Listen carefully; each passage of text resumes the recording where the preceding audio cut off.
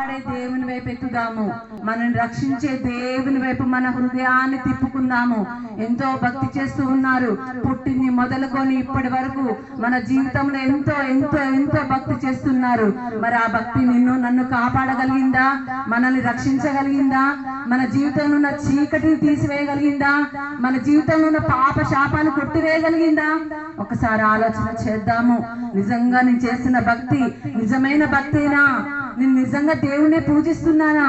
మరి అలాగ పూజిస్తే ఎందుకు ఈ కష్టాలు నా జీవితంలో ఎందుకు ఈ శ్రమలు? ఆలోచన చేద్దాము. నిజంగా దేవుణ్ణి, నిజమైన దేవుణ్ణి మనం పూజిస్తే మరి ఎందుకున్నాయి నా జీవితంలో ఈ కష్టాలు? ఎందుకున్నాయి ఈ శ్రమలు? నా పాపాలు ఎందుకు పోవట్లేదు?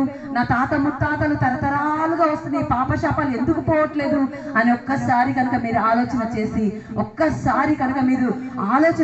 మీ దృష్టి దేవుని వైపు తిప్పుకొని, యేసుక్రీస్తు వారి వైపు తిప్పుకొని, రక్షకుడైన దేవుని వైపు తిప్పుకొని, నిజంగా నిజంగా నిజంగా నేను నిజమైన భక్తి చేస్తున్నానా, నేను నిజమైన దేవుణ్ణి పూజిస్తున్నానా అని మనం ఒక్కసారి ఆలోచన చేస్తే దేవుడు మీ హృదయంతో మీతో మాట్లాడతాడు. నిజమైన దేవుడు, మన దేవుడు మనతో మాట్లాడే దేవుడు. ఆయన మనతో మాట్లాడతాడు, తనను తాను ఆయన బయలుపరుచుకుంటాడు.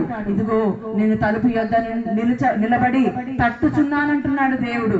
ఆయన మన తలుపు యొద్ద, మన హృదయం అనే తలుపునొద్ద, మనసుననే తలుపునొద్ద నిలబడి ఆయన తడుతున్నాడట.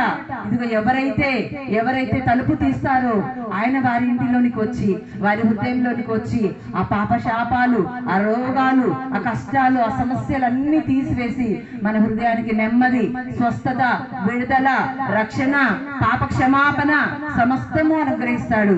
అంత మాత్రమే కాదు, బతికే దినాలన్నీ కూడా మనం ఎన్ని దినాలు ఈ భూమి మీద బతుకుతామో అన్ని దినాలు క్షేమం ఇస్తాడు. ఇక్కడ ముగించుకున్న తర్వాత మనని దైవ రాజ్యానికి చేర్చుకుంటాడు, మహిమ కలిగిన పరలోక రాజ్యానికి చేర్చుకుంటాడు. తన మహిమలో తన సింహాసనం మీద కూర్చుండబెట్టుకుంటాడు.